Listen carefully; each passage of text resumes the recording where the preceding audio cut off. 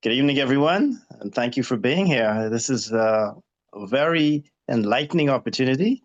Happy New Year. If I haven't seen you or said Happy New Year to you, 2025.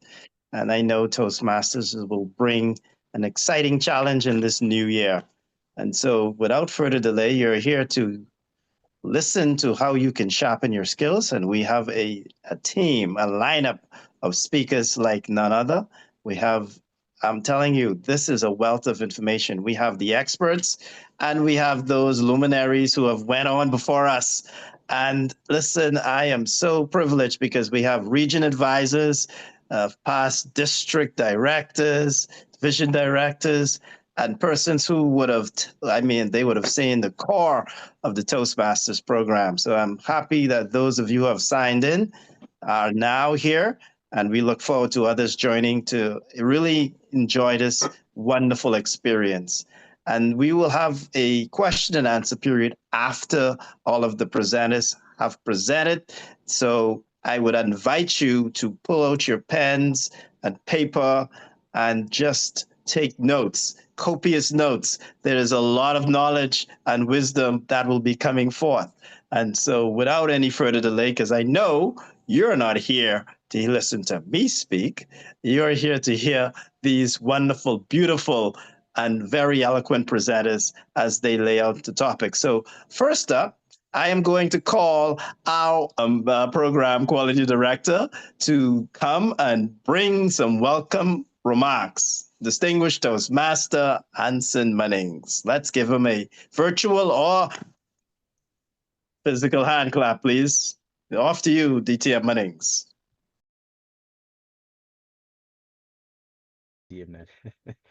I am your wonderful program quality director of District 47, and it's a privilege to stand before you today as we go into the world of how Toastmasters can sharpen not only our communication and leadership skills, but a plethora of soft skills as well.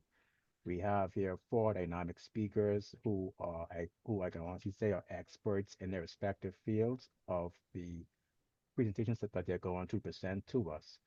And the purpose of this workshop is of course, assist our Toastmasters, because in today's rapidly evolving world, the significance of soft skills can hardly be overstated. And yes, while technical skills may get you in the door, it is those soft skills that help you flourish in your career and personal life. And in Toastmasters, we cover two of them, like I mentioned, communication and leadership skills.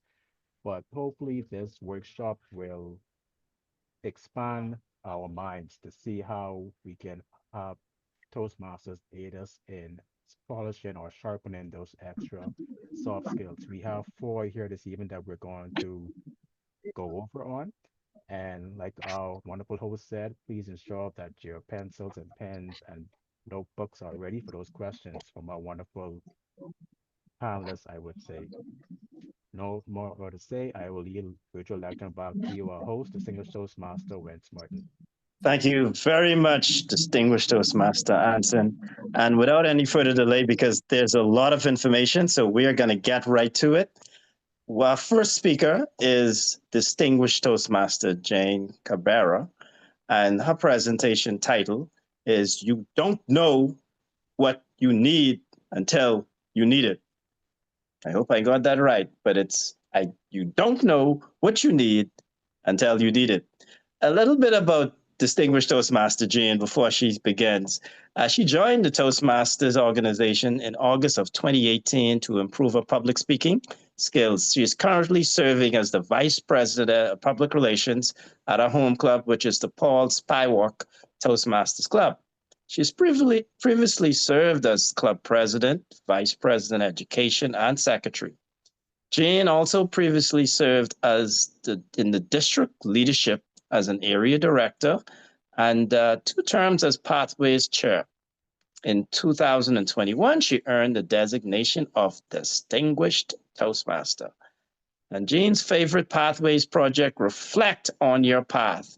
She has found the transferable skill of taking time to reflect, which has proven most valuable in providing insights and wisdom in moving forward.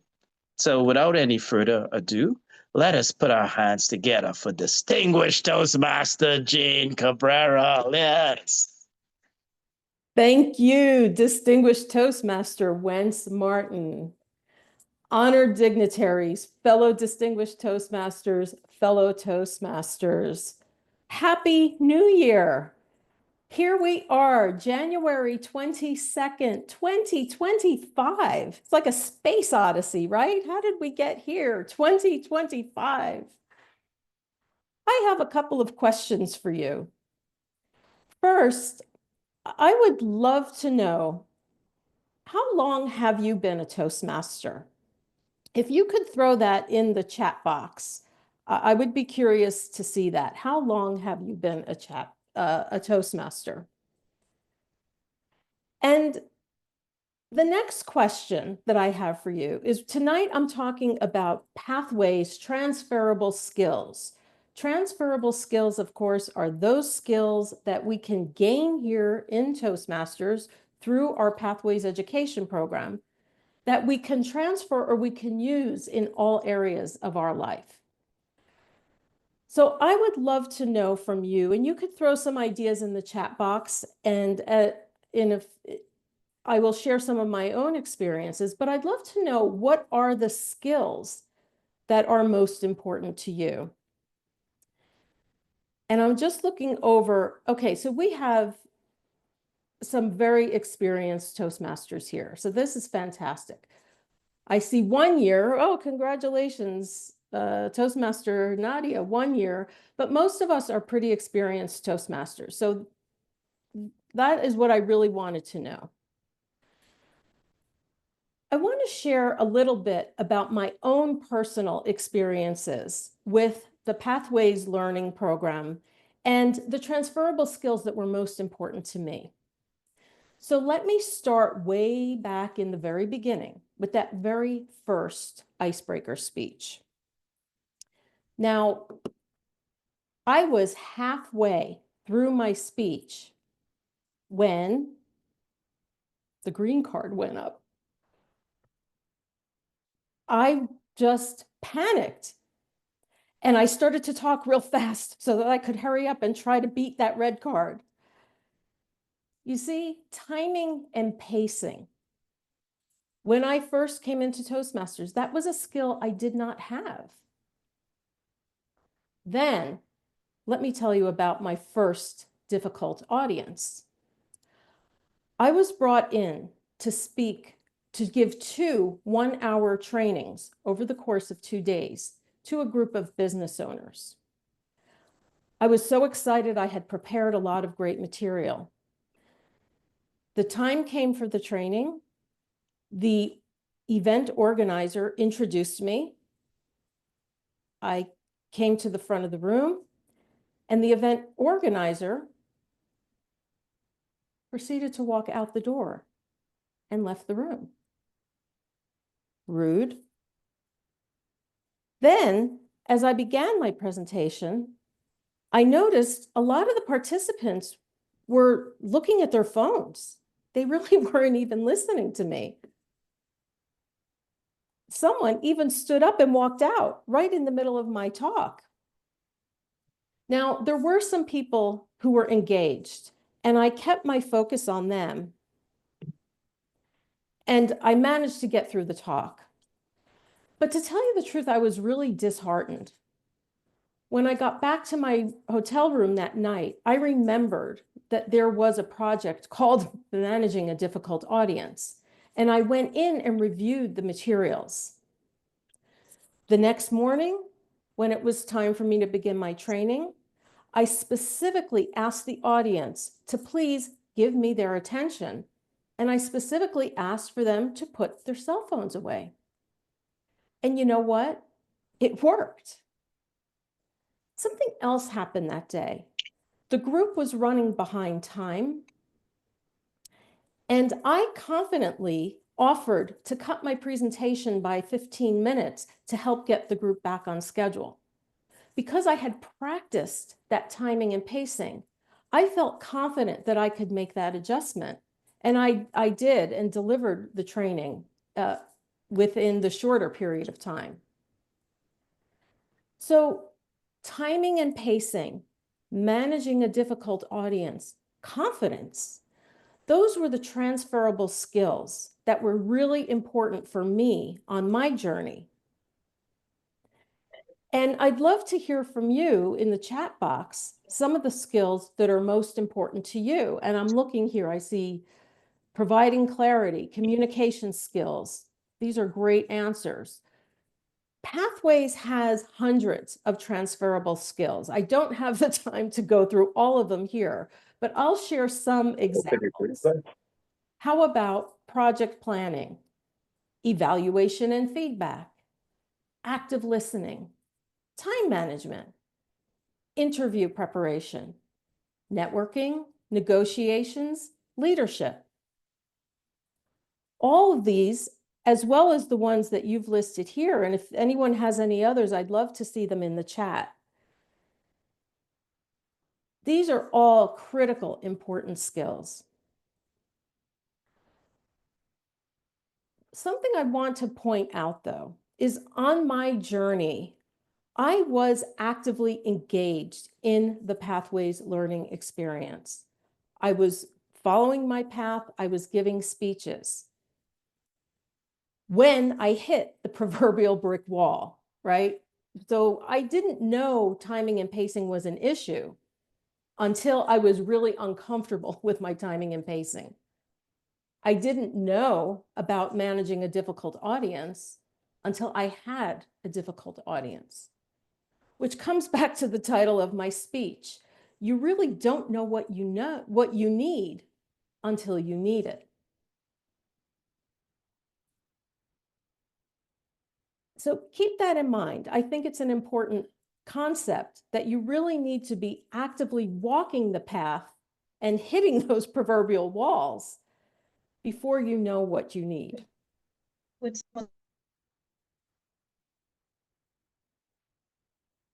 Now, I had the encouragement of my fellow Toastmasters.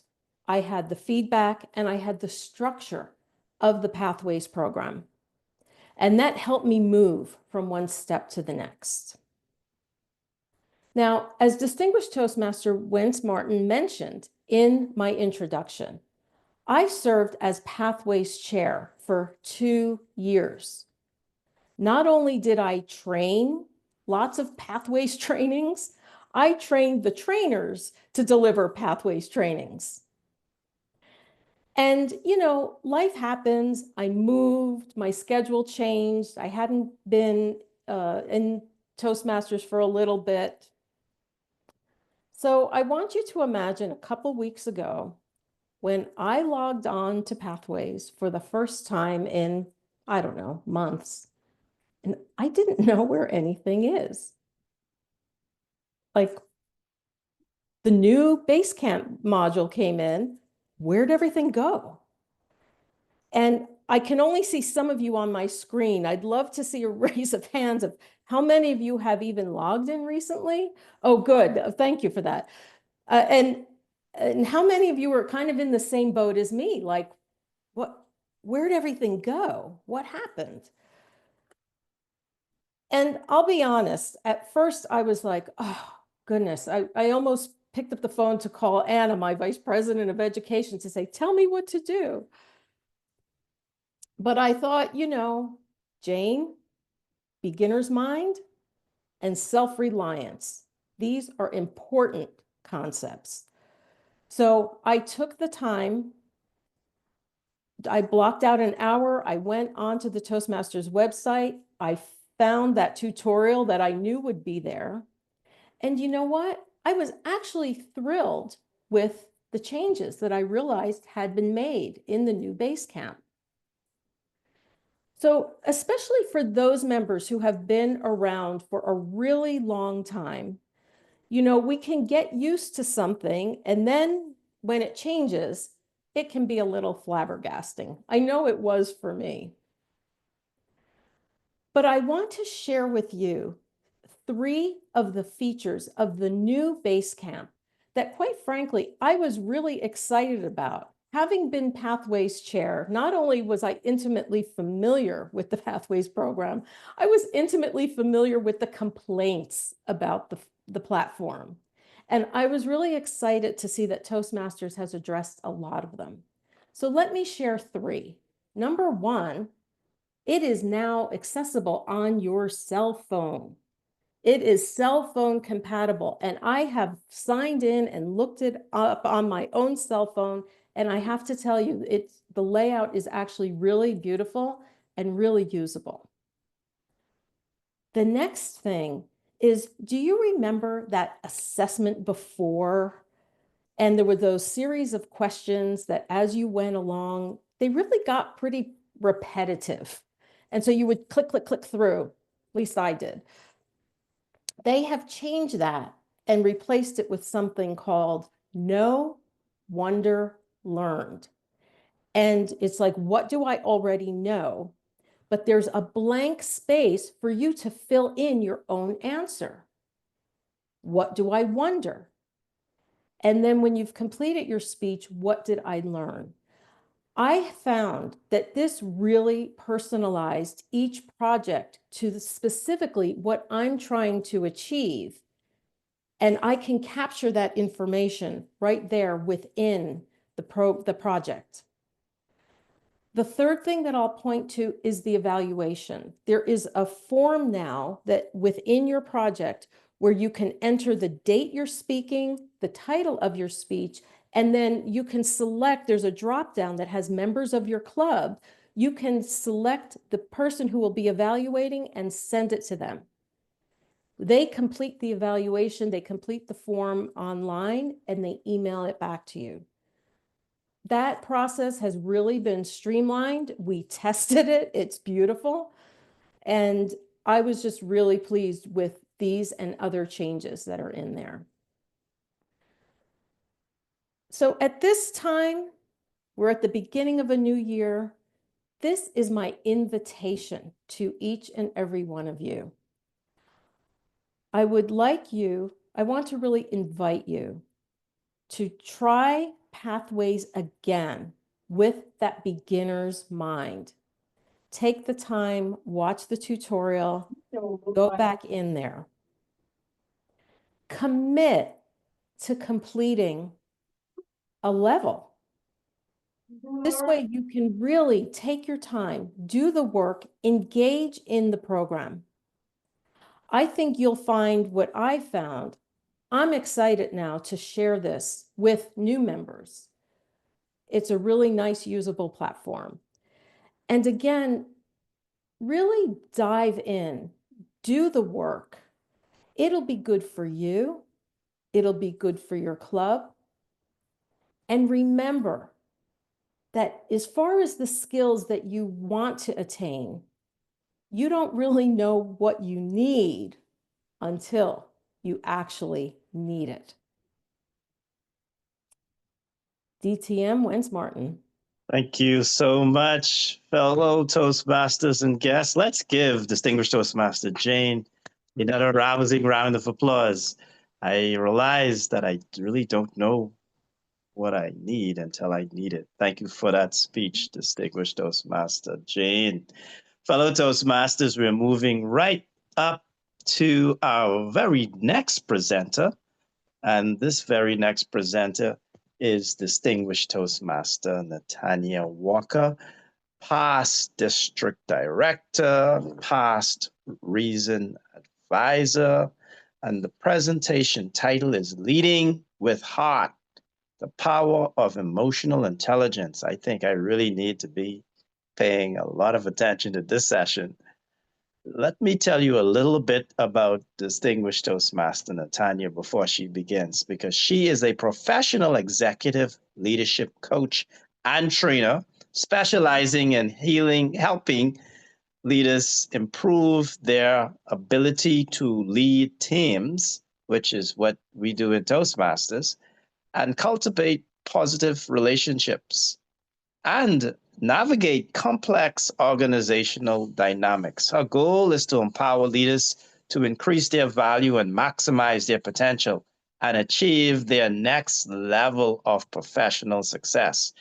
With over 30 years, even though she doesn't look it, of leadership experience, Natanya has served as a chief of staff, corporate entertainer, group facilitator, and public speaker for organizations such as CDC, State Farm, EY, City of Atlanta, Atlanta Police Academy, KPMG, Georgia, Family Connection Partnership, and the International Hotel Group. As a distinguished member of the Toastmasters organization, Natanya has held several key leadership roles, including district director for the state of Georgia and region advisor, supporting leaders across the United States, Brazil, and the Caribbean. She is recognized throughout Toastmasters as an inspiring leader, speaker, and trainer. Natanya offers group and one-on-one coaching, online and classroom training, keynote addresses, and in 2025, she will launch a new course focused on making impactful connections during public presentations. What excites Coach Natanya most is her passion for helping individuals transform how they think, speak, and lead to achieving better results. Fellow Toastmasters and guests, let us put our hands together and welcome distinguished Toastmaster Natanya Walker. Hey, hey, hey, hey, hey, hey. Hey, hey. Thing This is good. Toastmasters. Thank you for that warm introduction. I have to make sure I shorten it next time. But we're for now, just want to say I'm super excited to be here with you, all jokes aside. But in all seriousness, do you know there's no better place to be to learn and to grow, to become a phenomenal speaker and leader than Toastmasters? The question is, are you using all that's afforded to you? Are you taking full advantage? For example, emotional intelligence. Organizations are looking for leaders and team members who understand emotional intelligence. Tonight, I have the privilege of giving you a glimpse of what emotional intelligence is and how you might go about upping your game in that area. For starters, let me ask you a question. Have you ever had a conversation with someone and walked away and just felt like you were valued and heard and understood? Now, think about when the opposite has happened. That time when you felt dismissed or ignored. What makes the difference? Well, the answer lies in emotional intelligence. Let's get busy. I've got a couple of slides I'd like to share with you. When we think about emotional intelligence is defined as the ability to recognize, understand, and manage first your own emotions, but then secondly, to recognize, understand, and influence the emotions of other people. Now, you might ask, well, who really needs emotional intelligence? The reality is that every single one of us do. Because emotional intelligence will up your game at home. It'll build stronger relationships, help you to make better decisions, work through conflicts with ease, feel valued, understand yourself, your strengths, your weaknesses better. So let's get started and answer the question, what are emotions? Well, emotions are simply a natural reaction that all of us feel. It's a response to some situation or mood that has happened. Something's been triggered inside of you that creates this emotion, like a reaction. First, you feel it, you recognize it, you feel this reaction in your body, and then there's generally a response that comes after it. We all have them. As a matter of fact, there are basic emotions that we all experience, like sadness and joy and happiness. There's confusion. Now, the thing is, we don't all experience them the same way. That's where emotional intelligence comes in. The question is, where are you on the scale of high emotional intelligence or low? Let's take a look at this. Individuals who exhibit low emotional intelligence tend to feel overwhelmed, always feeling like there's too much on their shoulders, or they may be highly judgmental. What I mean by that is there's an opinion about everything, even themselves. Oh, what was I thinking? You're so stupid. I can't believe I did that. Or maybe judgment on others. Or perhaps they're holding grudges for long lengths of time, not speaking, being estranged. Or they get upset easily or feel misunderstood. Nobody ever understands me. Or maybe have difficulty accepting feedback. Might that be you or someone you know? On the other hand, individuals with high emotional intelligence tend to be considerate and empathetic. They are exceptional listeners.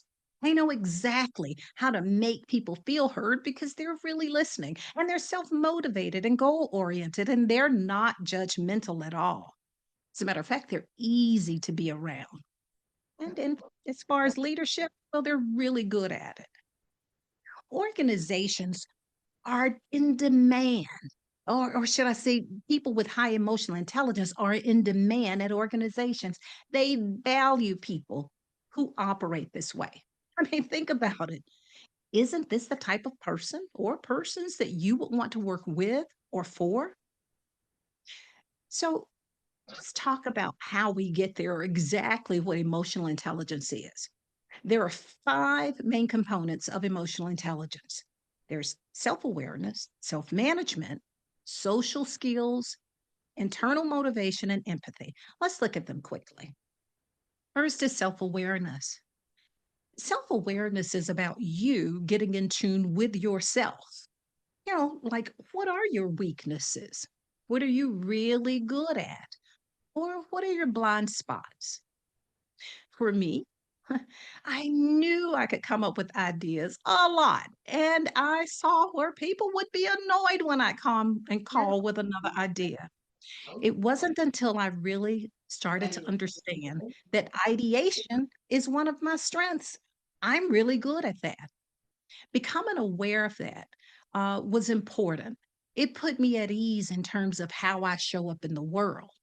My job then was to learn how to use that strength so that I didn't overwhelm people or confuse people. Self awareness is all about you getting in tune with you, not just what you're good at or not so good, but your triggers. What throws you off? When something happens or something is said or done, what is it that gets you off balance?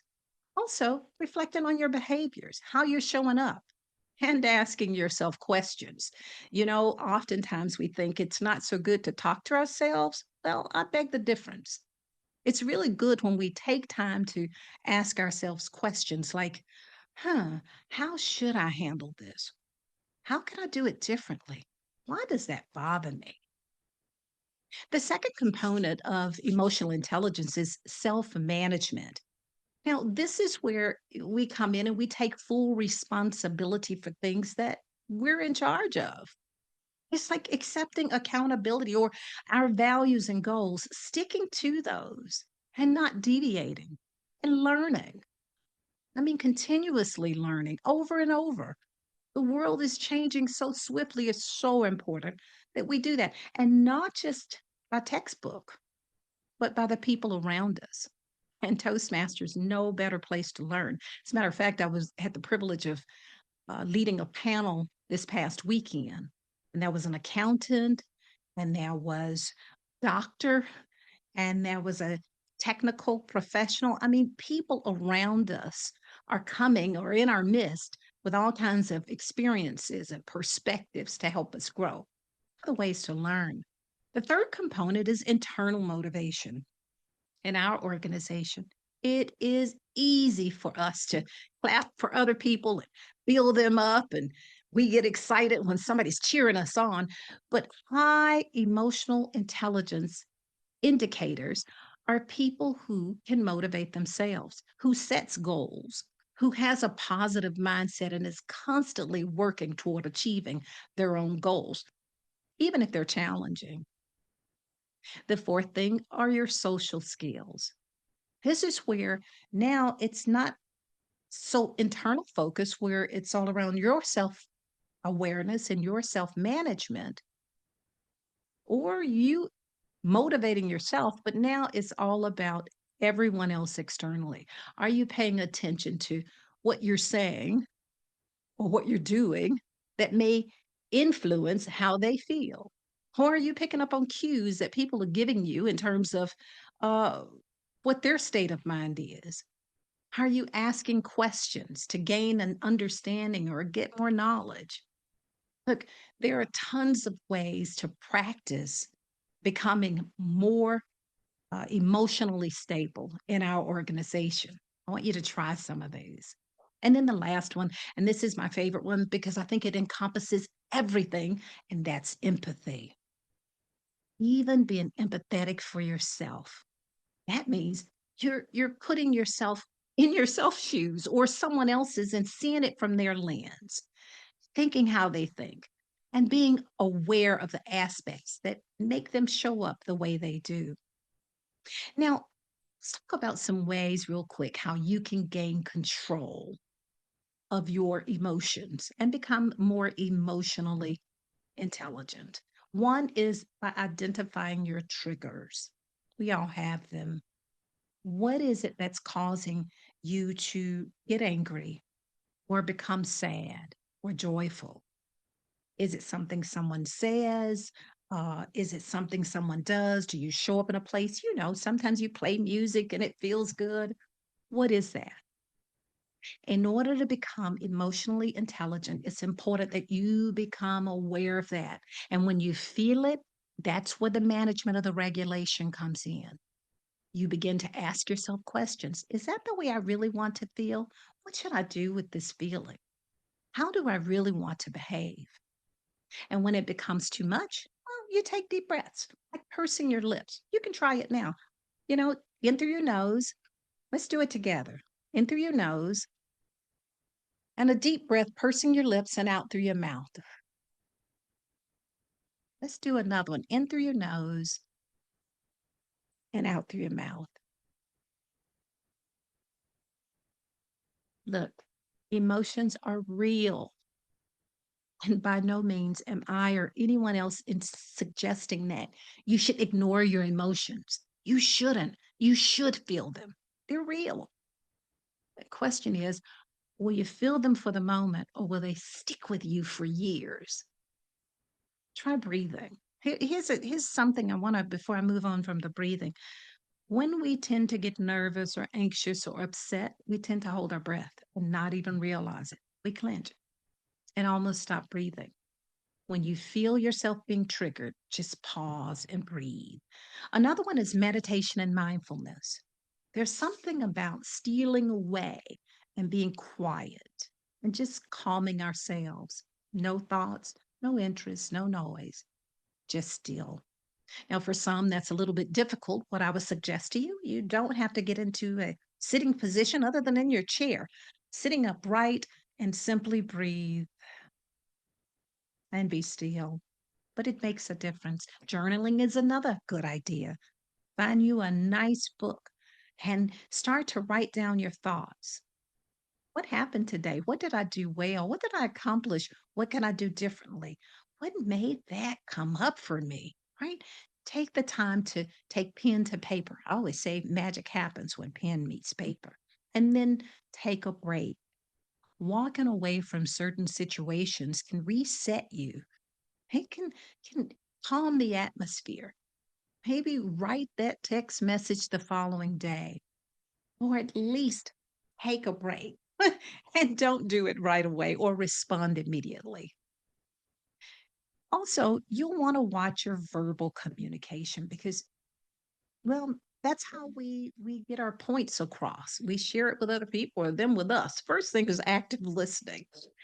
Put aside distracting things when you're working with other people, whether it's your telephone, if you're out to dinner or you're in a meeting with someone, put it down and be attentive.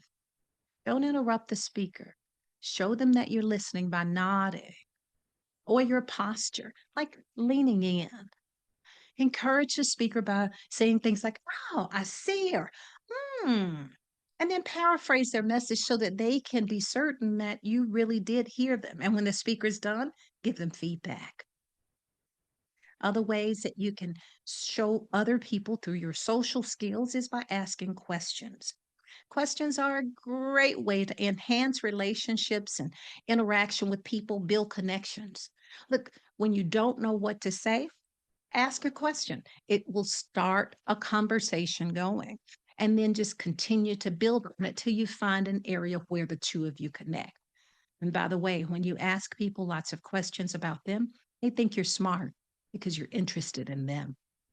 Also, not just in speaking, but in leading as well. Always consider your audience. Who are you meeting with? Who are you talking to? Is it a large audience where you need to use a bigger tone, or is it a more intimate, maybe a one on one conversation? Be mindful of how you speak and then choose your words carefully. Avoid words like can't or but or you. You sounds like you're accusing someone. You did. Instead, say I felt, I would have liked to have had. Or but.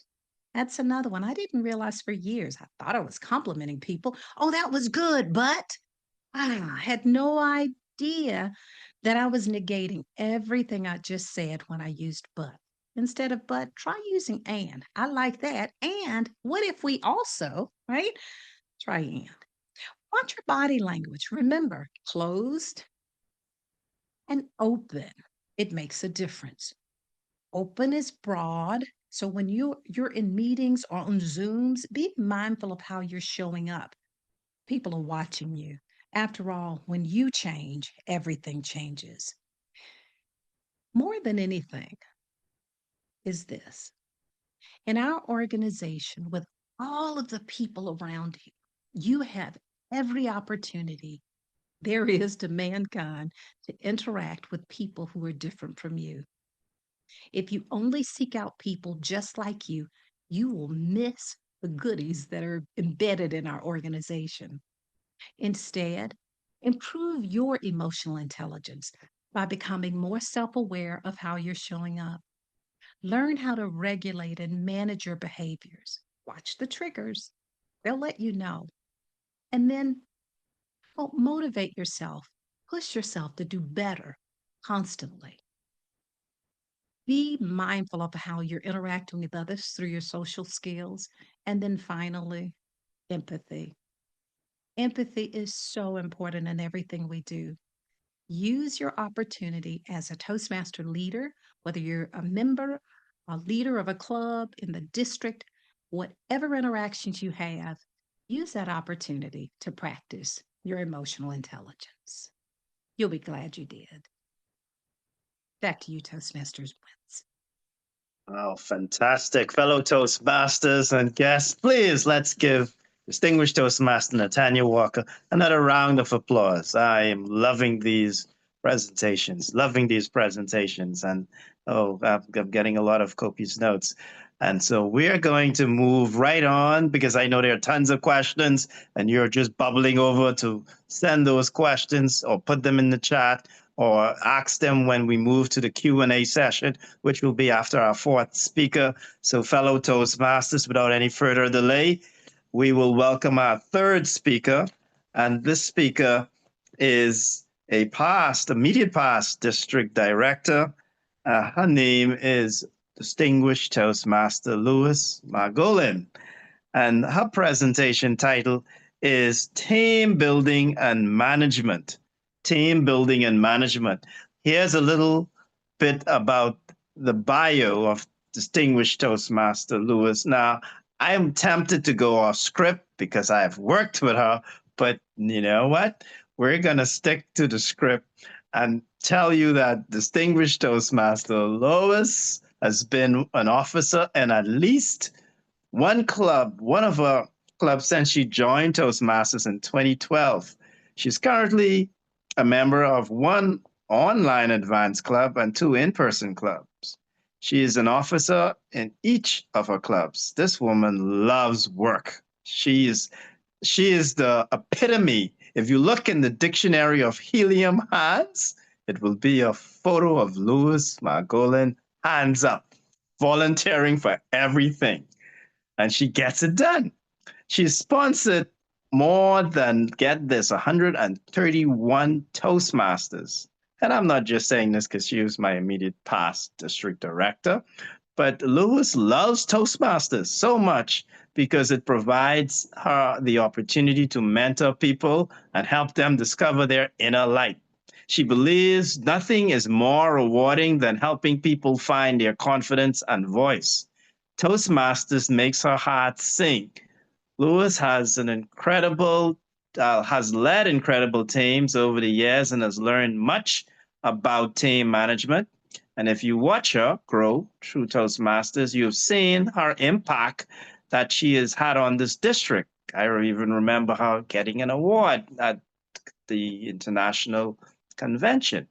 So join us as we learn about team building and management, and we learn how to positively lead our teams in this speech titled Team Building and Management.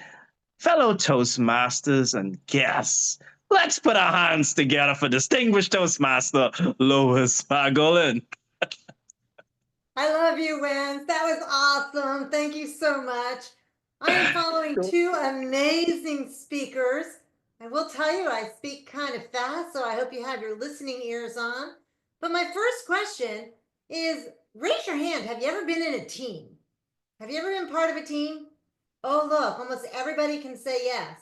Now put in the chat, was it a fabulous team or was it a, oh my gosh, what did I do team? So you can either do, oh my gosh, or fabulous, one or the other, because that's how teams work. So we're going to put that in the chat. We're going to be chatting a little bit. But I have to tell you, I have been part of a number of teams. And some of them have been, oh my gosh, this is a great team. And others have been, oh my gosh, what did I do? And for those of you that know, with my helium arm, I'm raising that hand all the time. So I'm on a lot of teams. But some things I'm going to share with you today on how to make these teams just a little bit stronger. So let's get to it. Make sure that I'm sharing the right screen here. First question is, what is a team? That's always so incredibly important. It's just to get the definition out of the way. So it is a group of individuals, right? So we all know this. It's a group of individuals. Hold on, moving you out. That are put together to get a shared goal. However, a team, a good team, a team that is really accomplishing stuff is more than just a collection of people. It's a collaboration, mutual accountability to reach that collective goal. It is not just a group of people. So we've all seen this, forming, storming, norming, performing. I think that's so cute that somebody put that together, but Tuckman's model totally works for us. The forming part, we come together. Now, in Toastmasters, sometimes you get to choose who your teammates are. Other times, not so much. The storming, this is when we realize, oh my gosh, this is really hard. I don't know these people. I don't know how we're going to work together. The norming, we're starting to get our pace. It's like, okay, we got this. We're learning who each other is. This is important. We have to be able to get to a normal pace so we can perform. And that's our sweet spot. Once we're performing, we've got this down. We're good. So what is a powerful team? It's where the collective force is greater than the sum of its parts. So individually, we can accomplish what we need to, but together, we do so much more. You have to have trust and synergy. I have to have the knowledge that you have my back, and you have to have the knowledge that I have your back. Without that information, teams start to fall apart, disintegrate. If you think that as a team leader, I'm out to say, I'm the best one on this team, I'm the greatest, guess what? you're not going to want to work with me all that much because you're going to think no matter what I do, she's just going to take credit. That's not what it's about. You have to trust me to be able to say, it's about you. A team leader is not about the team. It's not about themselves. It's about the team. It's all about you. I'm just one. What I love about being a team leader is, yes, I might have the final say, but I'm not going to use that unless I absolutely have to. I'd rather the team have the final say because you know what? That's a collective group. And most likely they know more than I do. So let's listen to our team. And a powerful team has to have a shared goal. If you've ever been on a team where everybody's doing their own thing, this is what it looks like. The tires are going out every which way. Nobody's going forward. But if the entire team has the same goal, the same vision, the same mission, wow, it is sweet ride. You got it going. You're just all going the same way, same direction, and you can make it work. Shared goals, shared vision, shared mission, so incredibly important. That is one of the reasons you hear in Toastmasters, what's the district mission? And everybody's supposed to know that mission because we're all working towards that same goal. We're chugging this way. So how do you build a team? Well, you have to know your strengths. Now, Tanya kind of touched on this, which was kind of cool. To build a strong team, you must see someone else's strengths as a complement to your weakness and not a threat to your position or authority. So I thought it was really interesting. I'm putting together a team for an event, and one of the women has never been on this team. Matter of fact, they've only been to the event one time. And as we're talking about it, the idea is if we put someone like that on this team, it makes the team stronger because she has no preconceived ideas.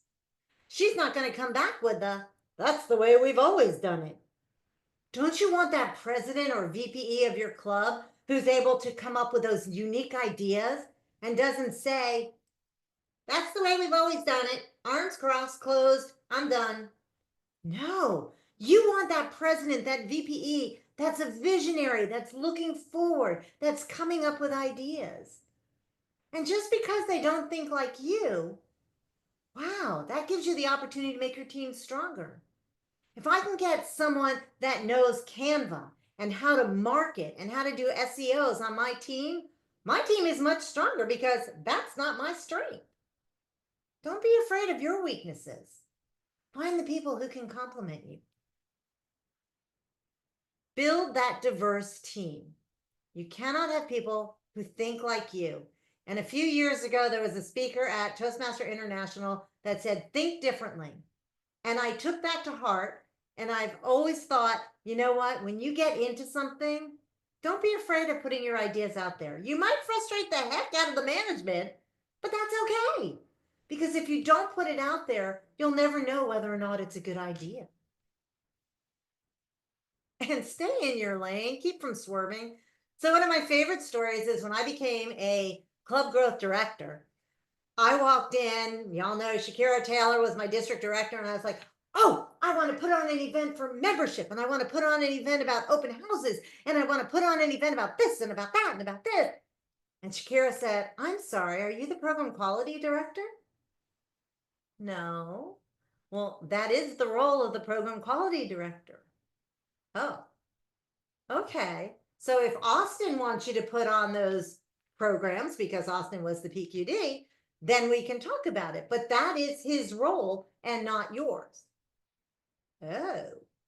So it took a while. And I mean, I had to keep swerving back. Thank goodness right now on my car, I have active driving, you know, where the steering wheel, when you start going off lane, honestly, I thought I was a really good driver until I got that active driving thing, but it keeps putting me back in my lane. And that's what a good team leader does. The good team leader will say, you're getting out of your lane. It's okay to get out of your lane if the lane you're going into is available and the person that you're interfering with says it's okay. So the first 6 months I couldn't do any events, but then Austin was like, oh, if you want to do a membership event, that's okay. And Shakira approved it, and we had a membership event. But it wasn't something that I needed to do right away. Even though I had these grandiose plans, I had to stay in my lane so I could understand my lane before I started swerving out. Clear communications. So we're Toastmasters. We should know this by now. Why is it so hard? And every one of you, it is a difficult task. First thing is, we have to be open and honest. What's your weakness? So I'll tell you mine right off the bat. I'm a direct communicator. I speak really fast. If you need me to slow down, I will, but I'm from New Jersey and we just talk fast. I also want to just say, send me your bank statement. But I understand that people get upset when you do that. So I have to step back and go, Dear Jane, how are you today? Can you please send me your bank statement? Have a magical day. And I tell that story to every team in our first meeting. And what I also tell them is, that is not my natural way of communicating with you. If I just say, send me the bank statement, don't get insulted. I'm not yelling at you. I'm not angry at you. I just didn't put all the fluff in there. Even my clients like to hear that because sometimes they'll get the send me your bank statement. So now I've just told you my weakness. What's yours? And one of my favorite stories was I had someone on my team who had a little bit of a unique personality that he could not look you straight in the eye, and he always looked off to the right. And he told us that. He said, I have a problem with eye connection, and I traditionally look outside of where you are. And when it first happened, before he told us this, I thought he was just being rude, like, hello, I'm here. Why aren't you looking at me? Where's that direct communication? But when I found out that that was just part of who he was, when that happened, everybody on the team was like, okay, because we understood. So when you get with your team, tell them what your weakness is, because we've all got them, whether you want to admit it or not, and make sure you listen actively to their weaknesses. Natanya talked about active listening, and of course, we all know about constructive feedback. So thank you to Barbara Strasses for introducing me to the power of a positive team. Not that y'all think that I need to be any more positive than I am, because I am probably one of the most positive people you'll ever meet. But she gave this book to me when I became division director. And it's all about the optimism, the positivity. Don't put the negative part out there, and the belief that you can do it. So one of my favorite stories is, as club growth director, you get all these leads and, oh my gosh, they're going to start a club. They're going to start a club. They're going to start a club. And then you know what happens? You get a call after you've been meeting with them for 5, 6, 7 times. You know, we've decided we're going to start that club next year. Now you have 2 options. You can just implode and go, are you kidding me? I spent how many hours doing that? But I would call Shakira and I go, okay, that one's in our rear view mirror and we are just keep swimming, just keep swimming. And that was my motto for the whole year, just keep swimming, because you can only look forward to make things work. You can't keep looking in that rear view mirror and playing that what if game. So it's the simple things. Share your information with the team. So once I started as a division director, club growth director, PQD, DD, whatever it was, once a month, the teams would get together. Now let's take PQD. PQD has a conference team. PQD has DTMs. They have a TLI team. They have a speech contest team. They have a recognition team. They have all these teams.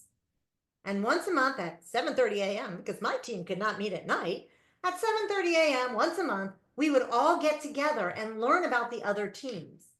We weren't trying to find out what should I do here, but we were sharing all the positivity of what each team was accomplishing.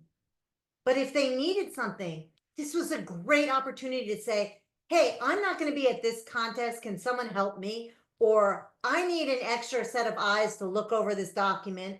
This was our opportunity to share information. Support each other. So one of my most interesting things is, as a division director, one of my area directors in January decided to go back for their masters. And this individual offered to step down. And as a team, not me, because remember, I'm not voting, the area directors all agreed that they would step in and support this one area director and go to his clubs and make sure that all his area reports were filled and that his contest ran smoothly. And when he could pitch in, he would, because they had built the strength in the team and they were willing to support each other. And recognize. Y'all know about me and recognition, okay? I'll spend a fortune on recognition, but it doesn't have to cost money. It simply has to cost a thank you. Wow, Jane was this amazing pathways guide. For 2 years, she took us through this. Kudos to you, Jane. You know, I could not have done that. You were amazing. And I hope she got all the recognition she deserved, because that was a really tough job. So recognition is important. And so we get down to, what is the key? You have to connect with impact. If your team knows you and you know your team, you have gained this strength. It is almost impossible to pull apart. The more you know, the more entwined you are, the stronger your team will become. And so I say to you, a leader is best when people barely know they exist. When the work is done, the aim fulfilled, the team will say, we did it ourselves. We didn't even know we had a leader. And that's what's so incredibly important. So team building is not all that difficult. What it does take is for you to acknowledge your team, to understand your team, to work with your team, and to be there. Some of that sounds like it's really hard, but you know what? If you look at the emotional intelligence that Natanya put in there, and you start thinking about that, you will realize it's not tough to run a team. What's tough is to be vulnerable and open yourself up so that you can share with your team, this is my weakness. And that's how we get farther ahead. And that's how we build that strength of connection. Back to you, distinguished Toastmaster Wentz Martin. And I look forward to the time when I can improv your intro. I thank you very much, distinguished Toastmaster, my immediate past district director, Lois. Let's give her a rousing round of applause. It's always, oh, listen, when I get up and attend these division meetings and she looks at me, and just listening to, you get up, you don't need coffee, you just are inspired to run.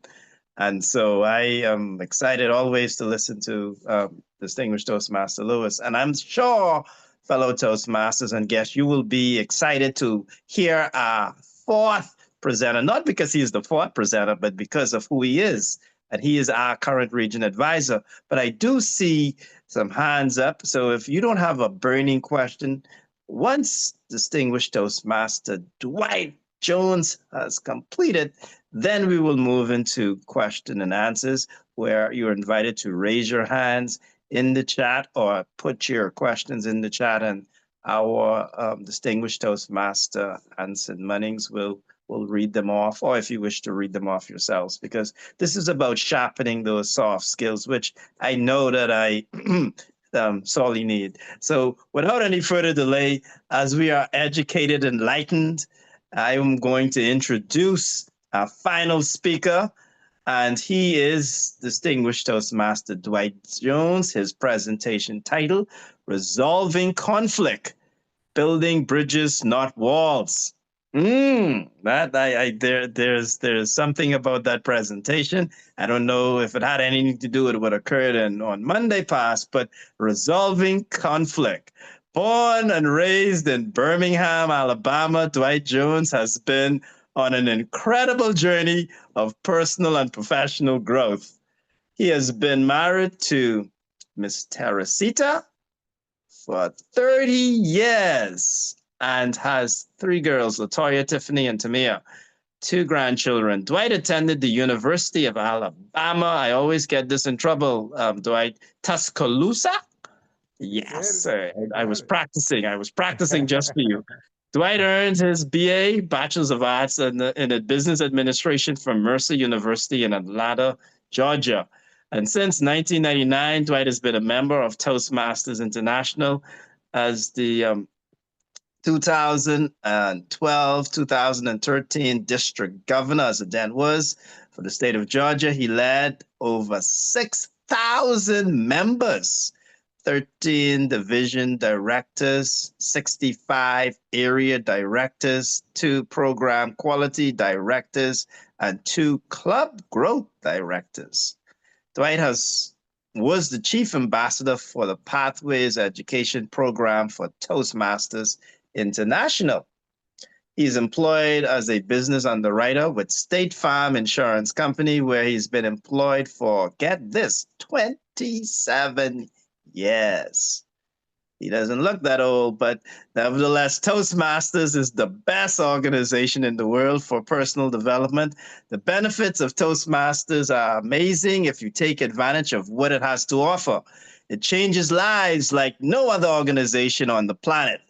Don't be a secret agent. I love that. Don't be a secret agent. Together, let's embrace the seeds of growth that Toastmasters offers and welcome distinguished Toastmaster Dwight Jones, region advisor. Wentz, you are my new hype man. I had to take you everywhere I go. Send the ticket. I'll be ready. You can make an audience of one person jump up and scream and shout. So thank you for that introduction. District 47, whether you know it or not, Jane, Natanya, and Loa just created this perfect world. Jane said, you don't know what you need until you need it.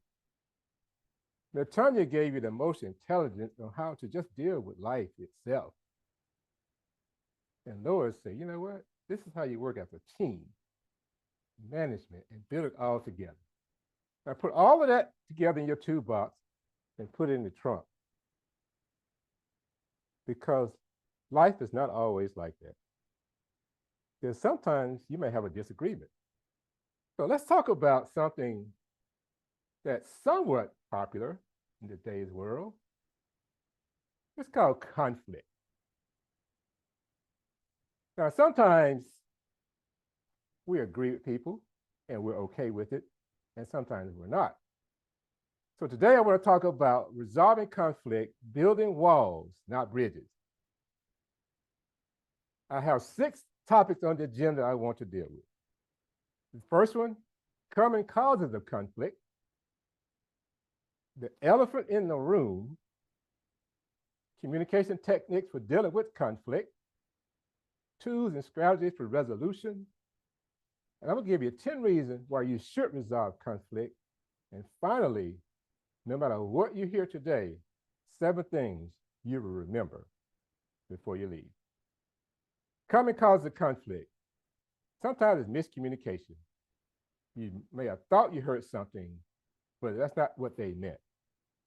Different expectations. We all know everyone joins Toastmasters for different reasons. Everyone has different expectations, and sometimes they do not match, and there's a conflict because of that. Personality difference. Some people are aggressive, some people are laid back, some people are on time, some people just, I'll get there when I can. And sometimes limited resources. Everybody don't have the same resources. Some people are retired. They could just come and go when they want to. Some people have a job. They have to fix things and move things in between the job. And that sometimes causes conflict. Those are the causes of conflict, but what are the reactions to conflict? Some people are just passive. They'll sit back, let it fester, and if it resolves itself, maybe it will, maybe it not. Some people are aggressive. You know, I'm the district director. I have the final say so, and this is what it's going to be.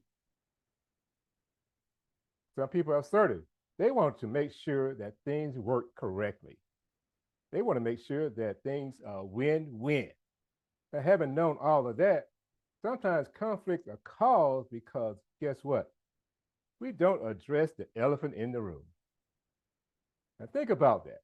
Now, in your mind, think about some of the reasons conflict has existed in your life, and especially in Toastmasters. Let me give you a few examples. Your year's over.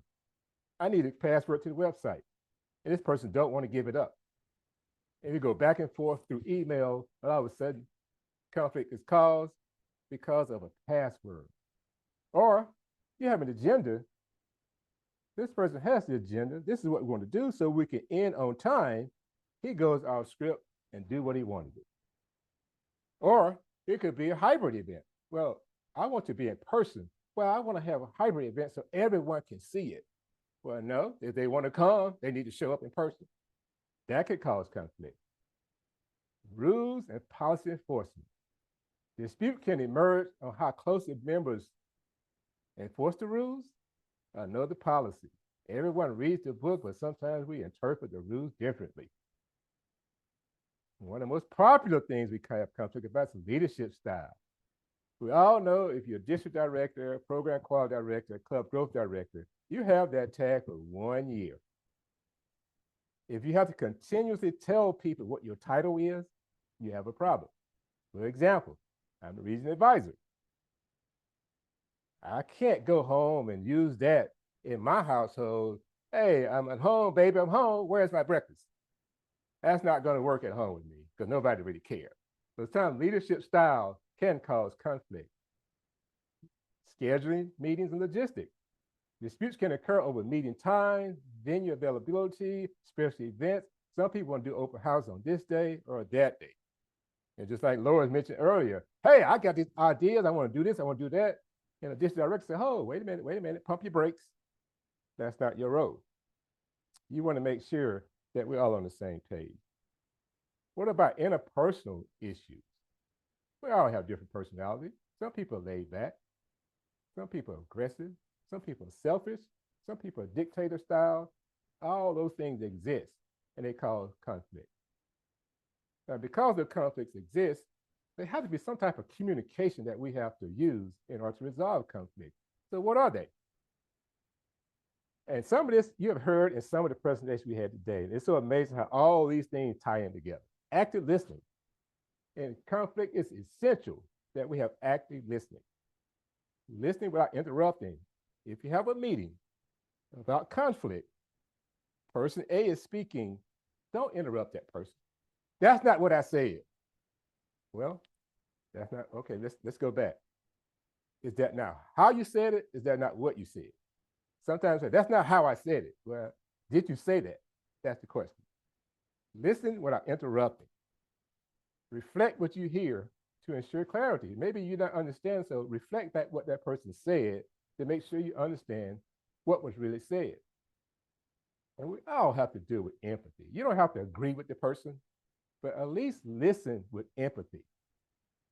Now, there are some tools that you're going to use to help resolve conflict. Now, think about this for a moment.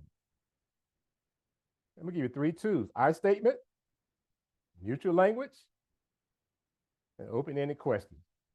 Now, I statement. Focus on the feeling rather than the blaming others. For example, instead of saying that you're always late, you can say, I feel concerned when deadlines are missed because it affects the team progress. Or neutral language. Don't use words that can escalate the tension in the room. Choose your words carefully.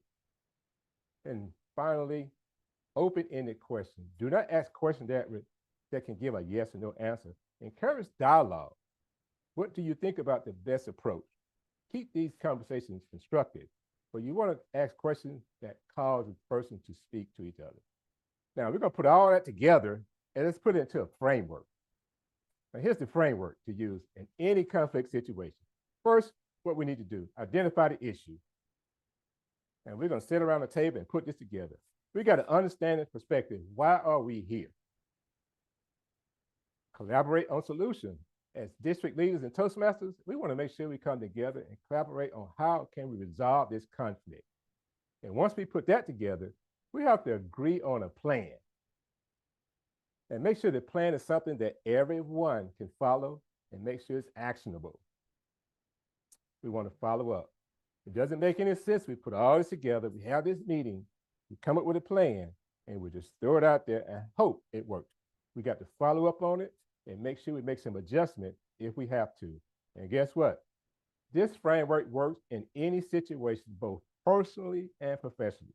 You can use that. Now, Frank, conflict is going to exist no matter what. As I said earlier, Jane, Natanya, and Lois gave you a lot of great information, put you in this perfect world. But why should we resolve conflict, Toastmasters? Why should we do this? I'm going to give you 10 good reasons. Number one, preserving the club positive environment. Why would you want to go to a club where they're always arguing, they never get along, and the meeting's halfway over before we can actually get something done? Guess what? When you become a leader in Toastmasters, everyone is watching you. They're looking at you, and they're watching your expression, Lois. And if Lois is always frowning and arguing, why would I want to do what she's doing? And if you're doing that type of behavior, how can you go ask someone else to do something that you really don't enjoy? So think about resolving conflict for those reasons. Focus on the mission. What is the mission of the club? It's a positive environment that we're supposed to exist in. Encourage retention engagement. Conflict, if it's in your club, look at the membership. Are people just leaving because they can't get along and no engagement? If we can resolve things, it can increase our retention and increase engagement. Increase communication skills. If we can talk, and it's so amazing that I have to do this presentation in an organization that talks about communication and leadership. It strengthens our communication skills. It can happen if we want it to.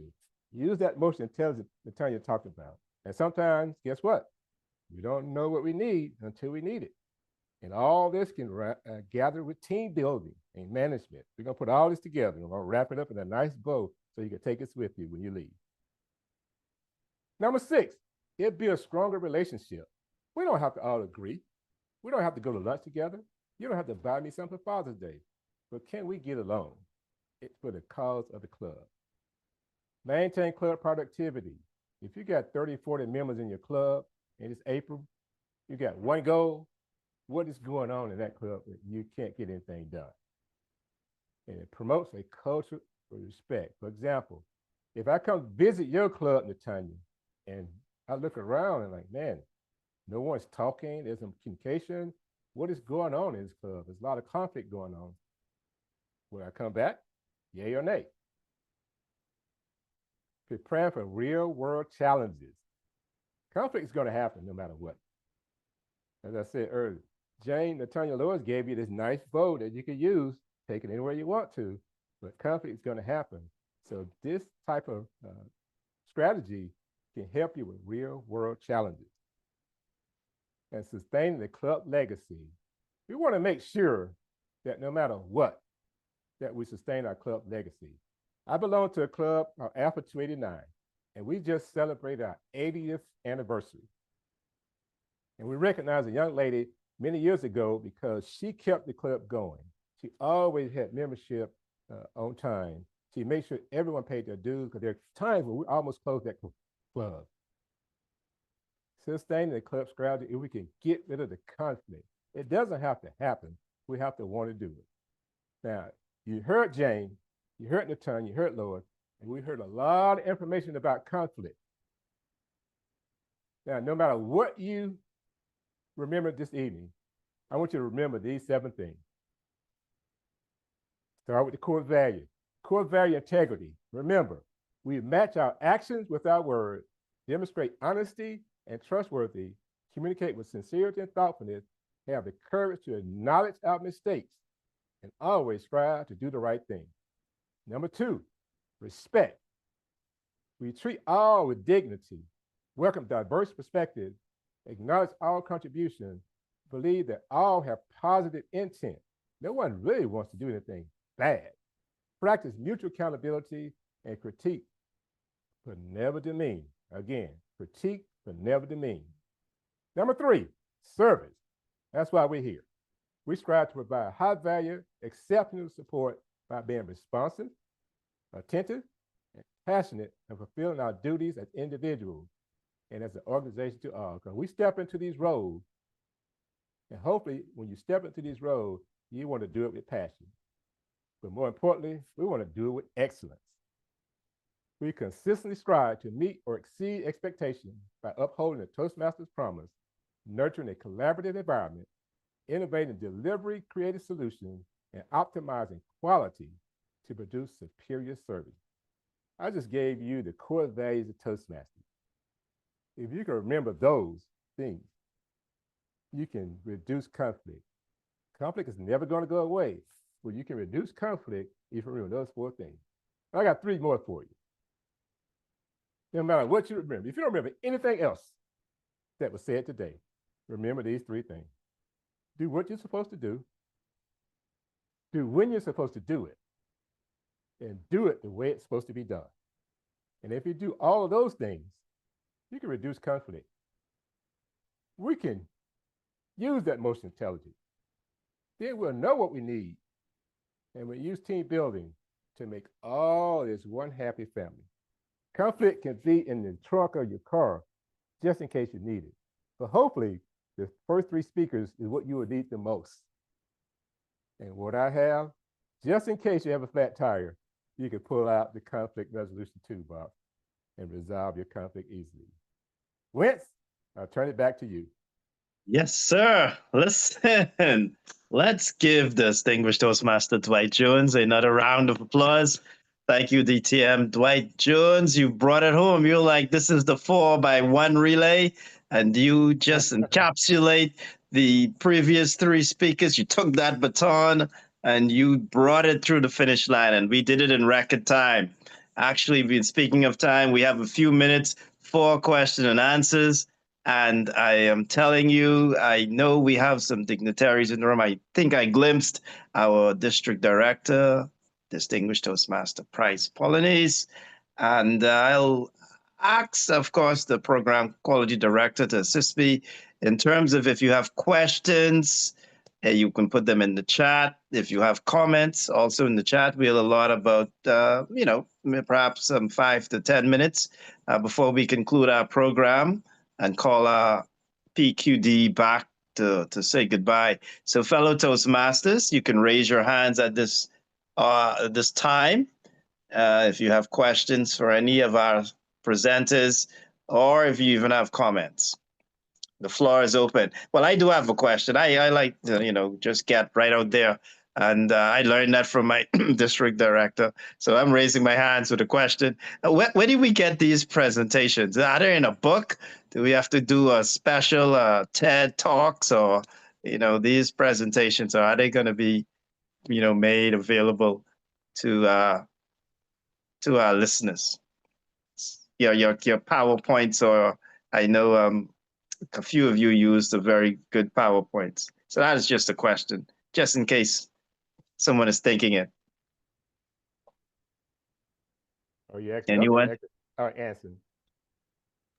Yeah. So we'll reach out to we'll reach out to our program quality director if you need anyone who wants any specific presentation. I'm a visual learner, and so I was seeing them, listening to them, and then seeing them really reinforces. I don't know about the rest of you. Any questions? So I am thinking there's some burning questions, whether we're going to talk about, as DTM Jones did, building bridges, not walls. I don't know if that had to do with January 20th, but if we want to talk about team building and management, and January 20th was Martin Luther King's birthday. That's why I brought that up. We are going to talk about leading with heart and emotion and the power of emotional intelligence, or are we going to hear more about you don't know what you need until you need it? I may have to borrow that, distinguished Toastmaster G, and just in case you hear it again, I'll make sure I give you your credit. So, questions? Yes, Madam Lois, go ahead. So I have a question for Dwight. When you do conflict resolution, what is the timetable to check back in? Like, do you set that up in your agreement when you figure out how you're going to resolve it? Is that the timetable? Because I don't remember hearing about a timetable to do anything with. I did not actually put a timetable in the presentation, but you do set a timetable. It depends on what the conflict is about. If it's something, you put a plan together, you have to give that plan enough time to take place. So if it's something that can be done in a week or two, you check back in a week or two. If it's something that can have to take more time, but look at the actual plan and give a reasonable time to check on it. It's not always going to be the same time frame, but during that conversation, make sure you set a time for everybody to check back. Fantastic. Thank you. Any other questions? I don't see anything in the chat. If I missed your hand, then feel free to unmute yourselves and just, don't all do it at once. Okay. If not, we'll take another few seconds before I yield to. Okay, I see Distinguished Toastmaster Jean.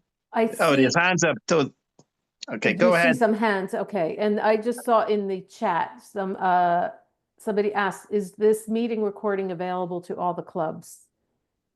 I know the meeting has been recorded, but I will ask my program quality director if for an answer for that question.